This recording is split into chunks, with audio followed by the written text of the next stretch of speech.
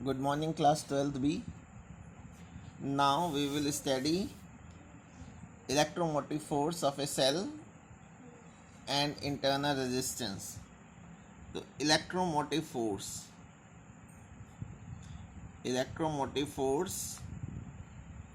or EMF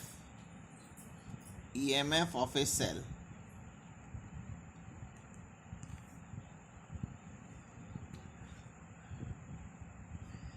देखिए, ये मैंने एक सर्किट बनाया है, ये मैंने एक सेल बना दिया। सेल के बगल में उसका इंटरनल रेजिस्टेंस बना दिया है, एक की लगा दी। ये इंटरनल रेजिस्टेंस क्या होता है अभी मैं आपको बताऊंगा। और एक मैंने एक्सटर्नल रेजिस्टेंस भी लगा दिया है, यानी कंडक्टर का अपना resistance.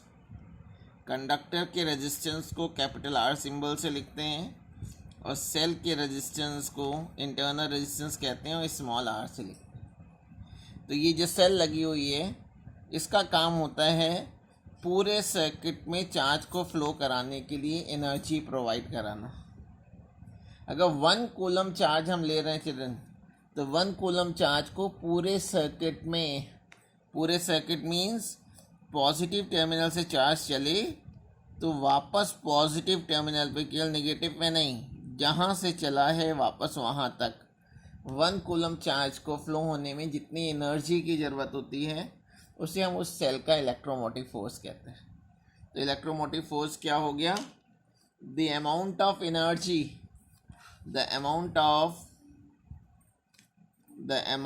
Energy given by a cell to flow a unit charge in a complete circuit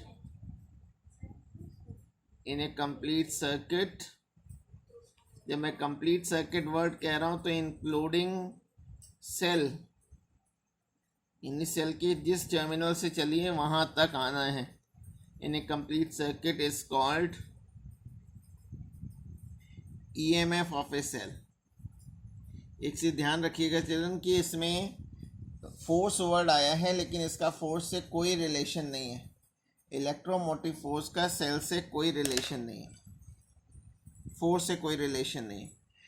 तो ये इसका इलेक्ट्रोमोटिव फोर्स का फॉर्मूला होता है E=W/Q। इसमें W एनर्जी है जो सेल ने प्रोवाइड की है और Q चार्ज है। और इसकी जो SI यूनिट होती है चिल्ड्रन, SI यूनिट वर्क की हो जाएगी जूल और चार्ज की कूलम, तो जूल पर कूलम इसकी यूनिट होती है। इसी को वोल्ट भी कहते हैं, वोल्ट कैपिटल V सिंबल से लिखते हैं। नेक्स्ट है पोटेंशियल डिफरेंस या टर्मिनल वोल्टेज भी कह सकते हैं। पोटेंशियल डिफरेंस अक्रॉस इलेक्ट्रोड, ठीक है। पोटेंशियल डिफरेंस ये इलेक्ट्रोड्स कहलाते हैं। ये एनोड हो गया पॉजिटिव वाला और नेगेटिव वाला कैथोड कहलाता है। इस इलेक्ट्रोड्स के अक्रॉस जो पोटेंशियल ड्रॉप होता है उसे हम लोग टर्मिनल वोल्टेज कहते हैं। द पोटेंशियल ड्रॉप या पोटेंशियल डिफरेंस भी बोल सकते हो, across the electrodes of a cell is called terminal voltage, ठीक है। फॉर्मूला टर्मिनल वोल्टेज का भी V का वही फॉर्मूला होगा W/Q। बस इसमें क्या होगा कि W वो वर्क होगा जो पॉजिटिव टर्मिनल से नेगेटिव टर्मिनल तक जाने में खर्च हुआ होगा। और इसकी यूनिट भी याद रखेंगे कि जूल पर कूलम या वोल्ट होती है, जूल पर कूलम और वोल्ट, ठीक है। अब नेक्स्ट हेडिंग हमको देखनी है internal resistance of a cell. इसको स्मॉल r सिंबल से लिखा जाता है। देखिए रेजिस्टेंस का काम होता है ऑब्स्ट्रक्शन क्रिएट करना, रुकावट डालना। इंटरनल रेजिस्टेंस का काम भी करंट के फ्लो में रुकावट डालना होगा। सेल का काम होता है करंट को फ्लो कराना, लेकिन अगर सेल ही करंट के फ्लो में ऑब्स्ट्रक्शन क्रिएट करे तो उसे सेल का इंटरनल रेजिस्टेंस कहेंगे। यानी the obstruction produced by a cell itself in a flow of current is called internal resistance of a cell. Internal resistance of a cell, ठीक है। अच्छा, इंटरनल रेजिस्टेंस को स्मॉल आर सिंबल से लिखते हैं और इसको मैं small v upon small i कह दे रहा हूँ। इसमें वी वेलोसिटी नहीं है, ये पोटेंशियल डिफरेंस ही है, लेकिन इस सेल के अक्रॉस, और इसकी यूनिट जो होगी ओम हो जाएगी, क्योंकि रेजिस्टेंस की यूनिट होती है ओम। अब इंटरनल रेजिस्टेंस किन किन फैक्टर्स पे डिपेंड करता है, यानी factors affecting internal resistance.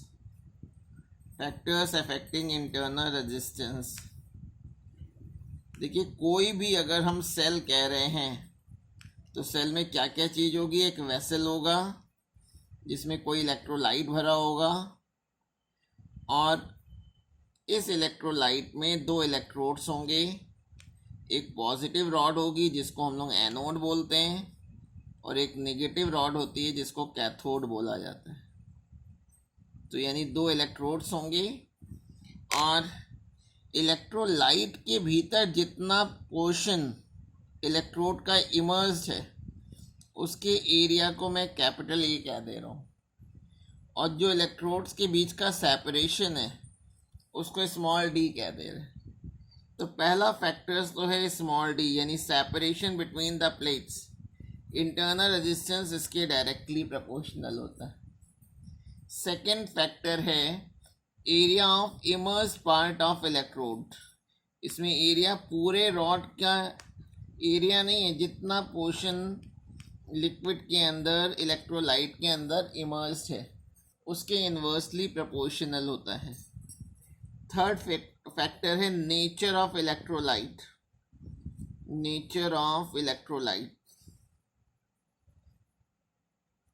Fourth है temperature,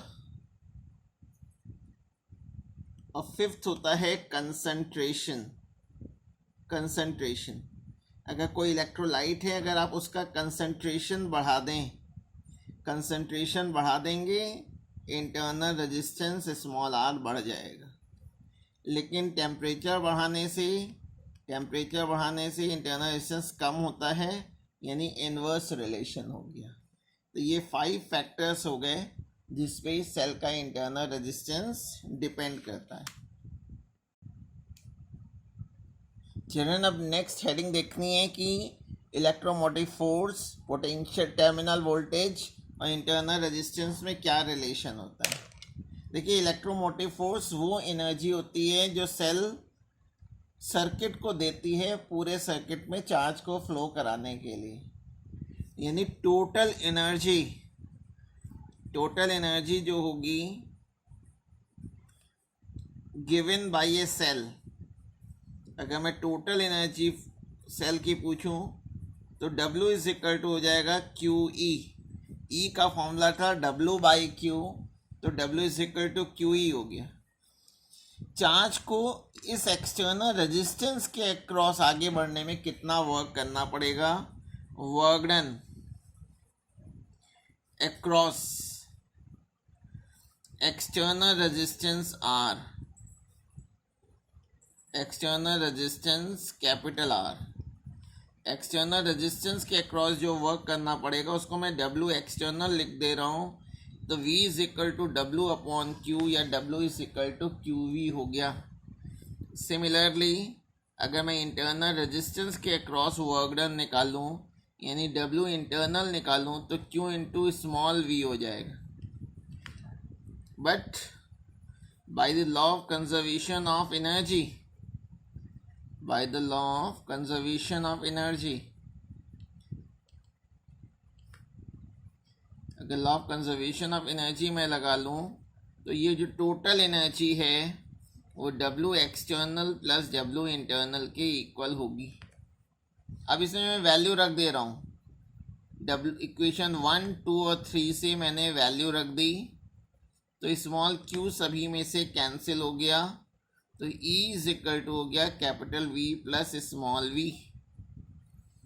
but for internal resistance, अगर मैं इंटरनल रेजिस्टेंस की बात करूं तो V इज इक्वल टू हो जाएगा IR. देयरफॉर फ्रॉम इक्वेशन 4 से देखिए क्या मिल जाएगा.